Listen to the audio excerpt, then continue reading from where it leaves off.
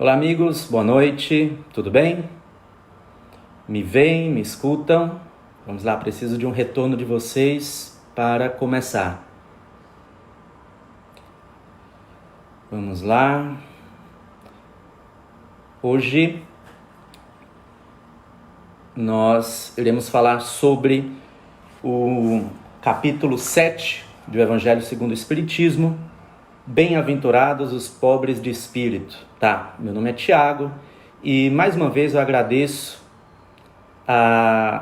o convite do lado de Clara, né, por essa oportunidade de estar aqui com vocês, ok? Obrigado, Carol. Imagem e áudio ótimos, então podemos começar, tá? Então, esse Evangelho de hoje é uma das bem-aventuranças de Jesus, né?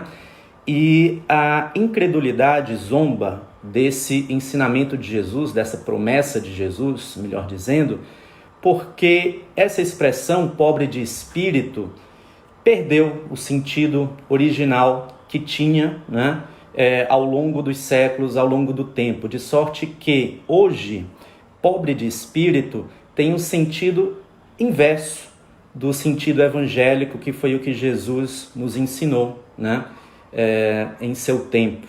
Muito bem. Pobre de espírito, né, conforme entende o senso comum hoje, é alguém que não valoriza, né, as virtudes, os valores espirituais, enfim, alguém que vive para a matéria, né, quando é exatamente o contrário do que Jesus quis dizer, né? Por pobre de espírito, repito, no sentido evangélico, seria humilde, seria pobreza de espírito, então, nas palavras de Jesus, seria a humildade, né? E o que é que caracteriza alguém humilde? O que é ser humilde, né? E essa palavra, mais uma vez, ela tem uma carga semântica que vai além de um sentido apenas, uma palavra polissêmica, né? Então você pode dizer, aquela é uma casa muito humilde, ou fulano é bem humilde, né? No sentido de pobreza, né? Mas a gente sabe que no sentido de Jesus, humilde não tinha, né, esse sentido, até porque existem ricos humildes, existem pobres orgulhosos. Então a humildade a que Jesus se referia, né, e isso na interpretação, na visão dos espíritos, isso está no Evangelho segundo o Espiritismo, é um sentido de humildade que se aproxima da modéstia, né, de não buscar a todo tempo o reconhecimento a qualquer custo, de abrir mão dos interesses pessoais em benefício de alguém, de não cultuar as aparências, enfim, valorizar o que é essencial, né? Então, por humildade, a gente deve entender esse sentido, né? E entender que pobre de espírito, nessa lição de Jesus, né, quer dizer, então, os humildes, ok? A humildade, pessoal, ao contrário, é o contrário de um defeito que costuma atrapalhar muito, né, as nossas relações sociais, que é o orgulho. Inclusive, é uma bandeira espírita, né, podemos dizer, o combate ao orgulho, ao egoísmo e à vaidade, né? E afinal, por que é tão ruim, por que é tão nocivo, deletério o orgulho, né? Primeiro porque nos impede de identificar nossos defeitos e, por consequência, nos impede de corrigi-los, né? O orgulhoso não consegue identificar que, sei lá, é um avaro, é um ignorante, é alguém que tem defeitos, vícios que o prejudicam e prejudicam o próximo e que devem ser corrigidos. Não, para o orgulhoso tá tudo bem, ele é uma pessoa formidável, não há nada a corrigir, né? Então, em razão disso, né, o orgulho barra uma outra bandeira espírita, podemos dizer assim, que é a reforma moral, que nada mais é do que identificar quais são nossos defeitos, nossas debilidades, nossas falências morais e tratar de corrigi-las. Em outras palavras, reforma moral ou reforma íntima é a gente tentar ser melhor. Portanto, o orgulho é um obstáculo, a humildade é um aliado disso. Muito bem. Segundo, por que o orgulho é tão nocivo? Segundo, porque podemos dizer que o orgulho está na raiz, está na origem de toda briga, de todo conflito, sem exceção. Ou seja, o orgulhoso não admite o erro, não admite pelo menos a sua parcela de erro, né?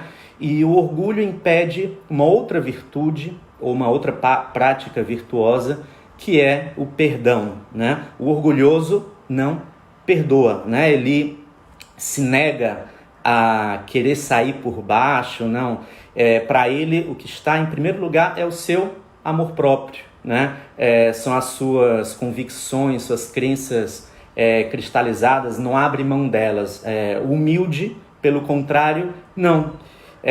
Reconhece a necessidade de, às vezes, pisar sobre crenças suas, enfim, em câmbio, né, em troca de um bem maior, que é a harmonia, né, a fraternidade entre as pessoas. Tudo bem? Então, vamos lá adiante. Agora, pessoal, uma questão aqui. Será que existe um orgulho bom, né? Existe alguma faceta positiva no orgulho? Bom, mais uma vez, o orgulho também é dessas palavras polissêmicas ou polissemânticas, ou seja, que tem mais de um sentido.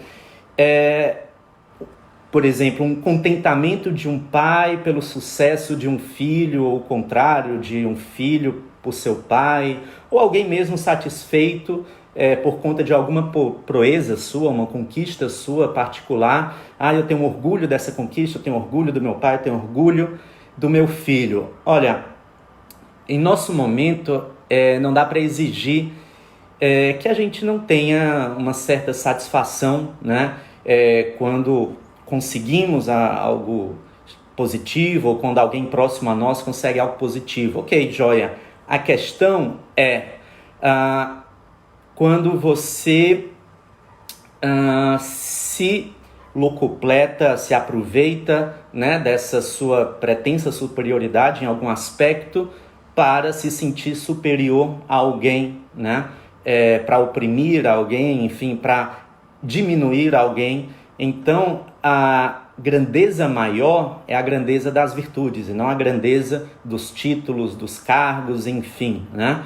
E a gente tem que lembrar, isso também é um ensinamento evangélico, que mais será cobrado a quem mais foi dado, né? Então, se você tem algum dom, né, ou intelectualmente, né, é uma pessoa inteligente, enfim, né? Então, há uma responsabilidade sobre esse seu capital, esses seus ativos, digamos assim, né? E é bom lembrar que tudo passa, né? Lembramos que sim, os infortúnios, as vicissitudes passam, né? Mas também passa a glória, né? Então é importante manter os pés no chão, né? Não se achar demasiadamente, enfim, tem gente que não se acha, tem certeza, né? Não, então, manter uma satisfação íntima por uma realização, seja sua, seja alguém próximo de você, ok, mas diminuir, né, se vangloriar demasiadamente disso, aí já reside o orgulho pernicioso, tudo bem? Então, vamos lá adiante. Muito bem, voltando a Jesus, lembrando que esse é um ensinamento de Jesus, repito, está no capítulo 7 do Evangelho segundo o Espiritismo, bem-aventurados os pobres de espírito, né? Podemos dizer que tudo na vida de Jesus foi um exemplo de humildade, né? Do seu nascimento, a forma como ele nasceu, né? Por quem ele nasceu, até a forma como ele veio a morrer, né? E aí passando por suas amizades, com quem ele andava, seus ensinamentos, né? O que ele disse, por exemplo, sobre que nós poderíamos fazer, tudo que ele fez e muito mais, né? E um grandíssimo exemplo de humildade de Jesus também é o próprio aceite de sua missão, né? Um espírito puro, né? Crístico, que aceitou viver numa sociedade brutalizada, né? e, enfim, então ele ter aceitado, né, vir a esse mundo com essa missão de nos transmitir um código de ética, de conduta moral, enfim, foi um grande exemplo de humildade, né? Agora, é interessante a gente perceber que é preciso ser humilde até na hora de fazer o bem, até na ocasião de ser caridoso, porque sim, é possível que alguém seja orgulhoso até na hora em que essa pessoa faz o bem. E aqui eu evoco uma outra passagem do Evangelho, que é que vossa mão direita não faz o que faz vossa mão esquerda, né? Então, o bem que a gente fizer, a gente não deve esperar nenhuma forma de reconhecimento, né? O bem é o bem, enfim, a gente não precisa ou não deve, né, contar vantagem disso, enfim, eu vi até um post nas redes sociais esse dia que foi, olha, na hora de fazer alguma caridade, deixa a sua câmera em casa, né? Não é necessário postar aos quatro ventos, enfim, a não ser que, né, e aqui é uma ressalva interessante, se essa sua divulgação vai servir para mobilizar outras pessoas, motivar outras pessoas a fazer o mesmo, né? Então, nisso, como em tudo, reside também a intenção, né? Qual é a intenção de divulgar um bem que se faz? Bom, se a intenção é transmitir, divulgar uma boa notícia, né? Conseguir convocar outras pessoas, inspirar outras pessoas a fazer o mesmo, joia, né? Se a intenção for tão somente, né, você se sentir bem, enfim, se junto aos seus pares e tal, mostrar o quanto você é bom, repense, né, esse post, né? Então, isso é o que a gente chama de, sim, fazer o bem sem olhar o quem, como disse aqui a amiga Edna, né? E fazer o bem sem esperar nada em troca. Isso é o que a gente chama de caridade sincera, genuína. Caridade desinteressada, aquela que não espera nada em troca. Tudo bem? E aqui vai mais uma recomendação, né? Avalie se você é um dependente da gratidão alheia para fazer algo, sabe? Essa é uma conversa que a gente costuma ter nos nossos grupos, né, de mocidade, enfim, que é o seguinte: o bem desinteressado, ele não desanima quando recebe de volta a ingratidão, o não reconhecimento, enfim, porque a sua parte você fez, cada um responde por si, né? Então, não se chateie, não se aborreça com deixar de ter recebido um muito obrigado, enfim, aquela pessoa pode estar no seu momento, tá? O importante é que a sua parte você fez. E se a gente fica esperando esse muito obrigado, é porque certamente a nossa intenção em fazer aquele bem pode não ter sido tão sincera, tão genuína, né? Porque a gente fez porque esperava um reconhecimento. Não, a gente tem que exigir gratidão de nós mesmos, de nós com o próximo, e não do próximo para com a gente, né? Gratidão, sim, a gente vai exigir da gente, não do outro, tá? Tudo bem? O que mais? Bom, tem algo mais que eu queria acrescentar, que é o seguinte: eu nem sei há quanto tempo estamos, tá? Mas muito cuidado com... Eu disse aqui que a caridade pode vir disfarçada de orgulho, né?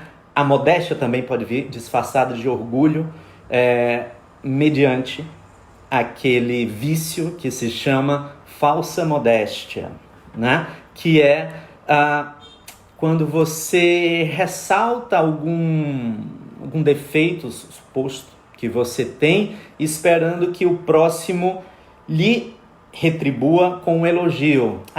Isso que eu fiz não é tão bom, enfim, esperando que a pessoa, não, pera lá, mas você é muito bom sim, né? Então, deixe de ser maleta, né?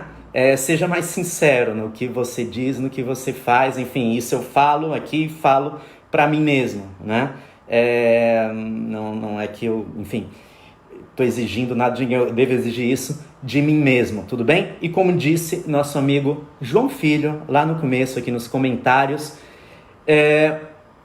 acreditar em Deus, para acreditar em Deus, é preciso certa humildade também, porque acreditar em Deus é reconhecer que existe algo superior a nós, algo fora do nosso alcance, né? Fora do nosso entendimento, né? O orgulhoso tem dificuldade de acreditar que ele, o homem, né, não é o máximo, o ápice, né, do que existe no universo. Não, né? Então, é preciso certa humildade para reconhecer que sim, existe um ente superior, uma inteligência suprema, né, que preside, né, tudo que acontece, né, das leis físicas às leis morais, tudo bem? Então, pessoal, recomendo aqui a leitura do capítulo 7 do Evangelho segundo o Espiritismo, Bem-aventurados os pobres de espírito, tá? Eu foquei agora nos itens 1 e 2, o que é preciso entender por pobres de espírito, tá? Então, leiam e principalmente, essa é uma rogativa, uma súplica que eu estendo a mim mesmo, né? Vamos nos observar, né? Para procurar praticar a verdadeira humildade, ser pobres de espírito na acepção, ou seja, no sentido que Jesus nos ensinou, tudo bem? Então, um grande abraço para vocês, um grande beijo e convido vocês para amanhã prestigiar o nosso amigo Nazionel, que vai fazer uma fala aqui formidável, não tenho nenhuma dúvida, tá? Então, tudo de bom para vocês, fiquem com Deus, até mais.